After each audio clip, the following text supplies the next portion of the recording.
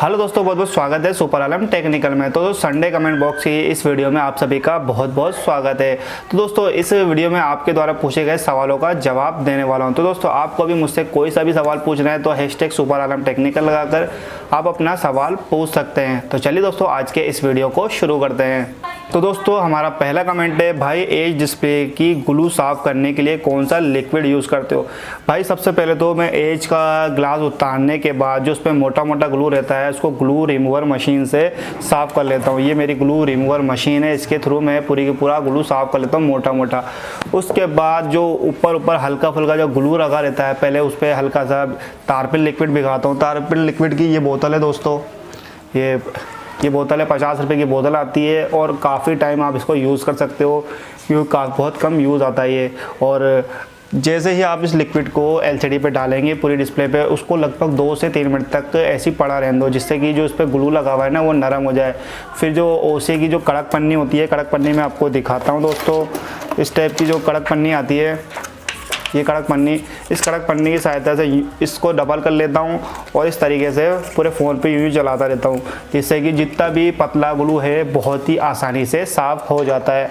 आप भी इस तरीके से करेंगे तो आपका भी ग्लू साफ़ हो जाएगा।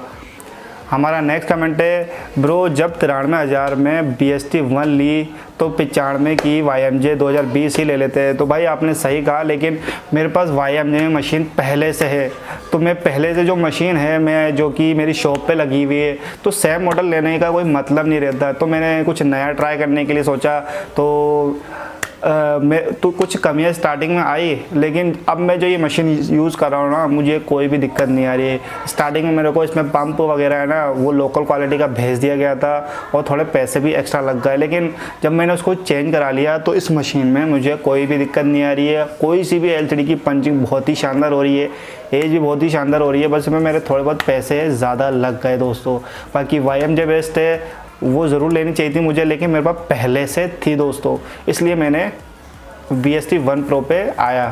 तो आपको जैसा सजेशन लगे मेरे हिसाब से YMJ ले लो आप भी, लेकिन मेरे पास थी इसलिए मैंने इस मशीन को मैंने ली दोस्तों। हमारा नेक्स्ट कमेंट है, सर अपना कॉन्टैक्ट नंबर दे दो। भाई कितनी बार ये पूरी की पूरी स्क्रीन पे मेरे हर वीडियो में नंबर रहता है, फिर भी कुछ लोग इस तरीके के कमेंट करते हैं, भाई आपके नंबर दे दो। स्क्रीन पे मेरे नंबर है, मेरे भाई के नंबर है, आप कुछ भी कॉल करके कुछ भी पूछ सकते हो। आपको मोबाइल रिपेयरिंग करानी है उससे रिलेटेड आप कुछ भी पूछ सकते हो, तो आप उस नंबर पर कॉल या मैसेज कर सकते हो। हमारा नेक्स्ट कमेंट है, भाई मुझे मेरे मोबाइल भी सही करवाना है। तो दोस्तों आपको किसी को भी अपना मोबाइल सही कराना है तो सामने एक नंबर दे रखा है, आप या तो व्हाट्सअप मैसेज करें या कॉल करें। उस पर आपको कोई से भी मोबाइल सही कराना है उसकी फ़ोटो भेजें, आपको उसकी सारी डिटेल मिल जाएगी। आप कॉल करके भी सारी डिटेल ले सकते हैं दोस्तों। कुरियर सर्विस कंप्लीट चालू है, आप कुरियर के थ्रू अपना मोबाइल भेज सकते हैं और उसका ग्लास चेंज करा सकते हैं। हमारा नेक्स्ट कमेंट है, बड़े मॉडल में डर सा लगता है भाईजान, कैसे सीख सकता हूँ बताओ। भाईजान ग्लास कभी कभी अच्छे से उतर जाता है और कभी कभी नहीं, प्लीज़ बताओ।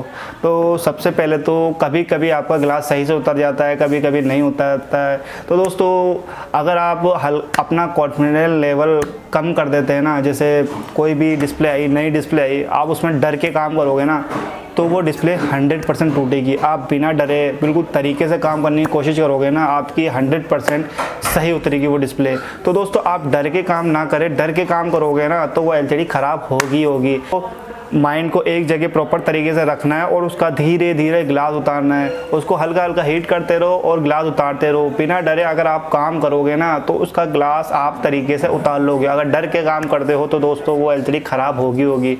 तो इसलिए अपना कॉन्फिडेंट ना खोए और तरीके से काम करोगे ना तो आपका ग्लास तरीके से उतर जाएगा दोस्तों। हमारा नेक्स्ट कमेंट है, भाई आप फ्लेक्सो लिक्विड डिस्प्ले पे लगाकर आप हीटिंग पर रखते हो तो डिस्प्ले के अंदर नहीं जाता क्या। तो भाई सबसे पहले तो ये बता दो, मैं फ्लेक्सो लिक्विड इतना नहीं डालता कि वो डिस्प्ले में चल जाए। मैं पहले तो डिस्प्ले के जो बीच पे यहाँ फ्लेक्सो लिक्विड डालता हूँ, फिर यहाँ से टच करके कोनों में फ्रेम के बीचों बीच लगाता हूँ।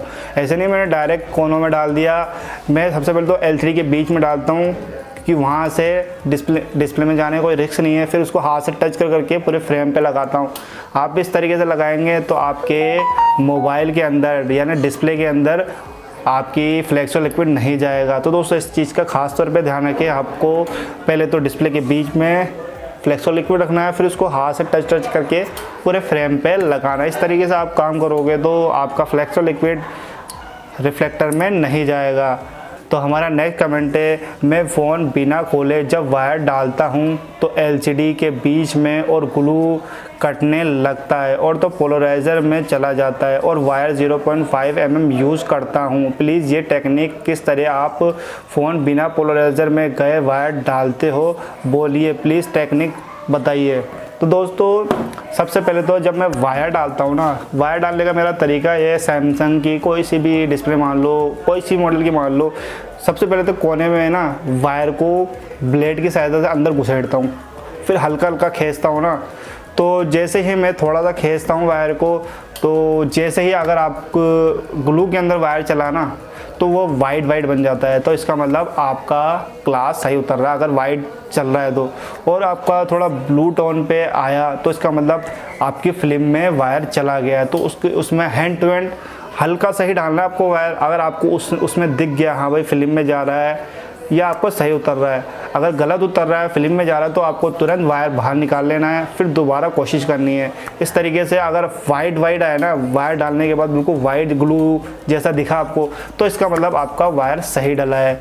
तो दोस्तों अगर आप इस तरीके को फॉलो करेंगे ना तो आप प्रॉपर तरीके से बिना फिल्म काटे कोई सी भी एलसीडी में वायर डाल सकते हैं। तो दोस्तों उम्मीद करता हूँ आज का ये वीडियो आपको पसंद आया होगा। दोस्तों वीडियो पसंद आया तो वीडियो को लाइक शेयर ज़रूर कर देना। जो चैनल पर नया है चैनल को सब्सक्राइब करके बेल आइकन को प्रेस जरूर कर देना।